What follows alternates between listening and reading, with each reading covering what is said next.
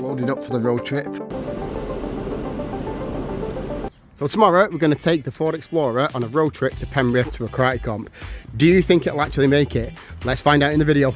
So before we set off on this journey, I need to check things like there's air in the tyres, all the pressures are correct. The other thing I have to do is just lift the bonnet here. I have to check that the radiator coolant's okay, everything looks fine there, put some more washer fluid in.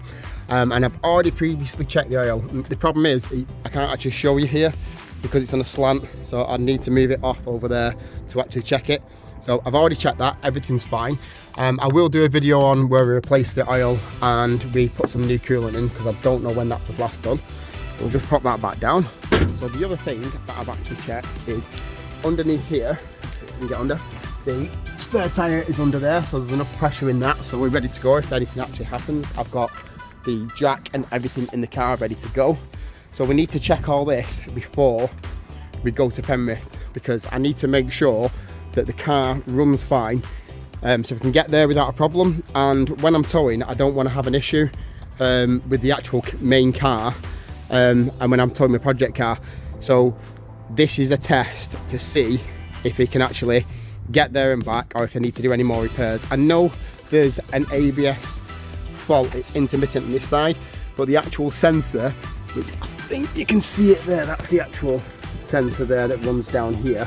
It actually goes behind the actual brake disc, so I don't want to take the brake disc off in case I have some kind of issue because I need to test the car. So as I say, that works intermittently. I'll do a video on that as well. And the only other problem that I can think we have is the clock spring in the actual airbag. I can't get hold of one of them at the minute, but I believe you can actually put the 98 one on and actually change the connectors over. I know the cruise control works, even though you can see here that you can see everything here, the actual button works, so we'll actually test that when we go and make sure that actually works properly. Now is get the car packed up and get some fuel. Do you actually think this car will make it 100 miles and back without a problem? Let me know in the comments. I'll see you in the morning. Right, we're all loaded up for the road trip to the karate comp, so let's go. It's 6 o'clock in the morning, it's the day of the road trip. I'm waiting for them two to come out of the house so we can set up. So while we're waiting for them, I'm just going to start the car. Good job it's not too loud. Okay, so it's Sunday morning, 7 o'clock. We are about an hour into the journey. We've got 43 minutes left. How's the car running now? Yeah, it's running really well.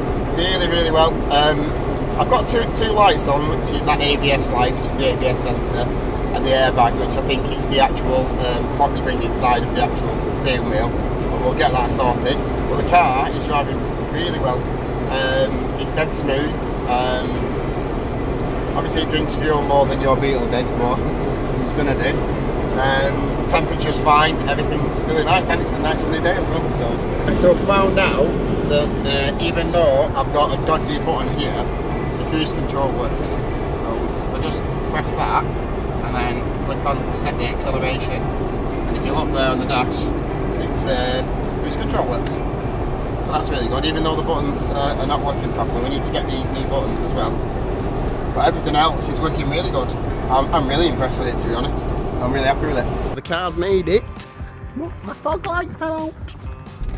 There we go, we made it. Woohoo. It made it. Well done. So this is the karate competition that we attended in Penrith. We started about 8 o'clock and I think we ended about 4:30, 5. We won tons of medals. The students did really well and it was such a good day. Right, we're setting off home. There's an hour and 40. I think we'll make it back home. Do you lot think we'll make it back home? Yeah, I hope so. Well, I hope so. We will do. 69,098 miles, so it's going to go over the clock in a minute. 69,989. 89, yeah, that's it. So we're going to go over and get to 70,000 miles on this trip, so hopefully we record it. Right, so I missed the flick over to 70,000 miles because we was looking at an R34 flying by, so that's definitely something I would do. Pops.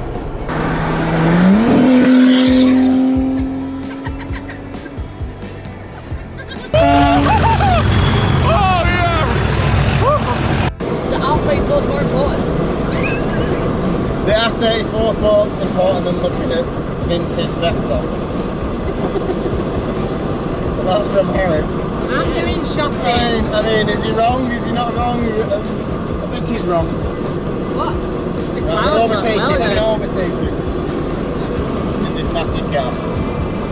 So we successfully did the road trip, the 200-mile road trip in the Ford Explorer, and it didn't have a problem. We just have to fix the ABS fault and the airbag fault and get the new cruise control buttons. Once we've done that, I think this car is 100% ready to tow my next project car. The next time you see this car on a road trip, hopefully we're going to get a project car. I'll catch you in the next one. See you later. It's always about you.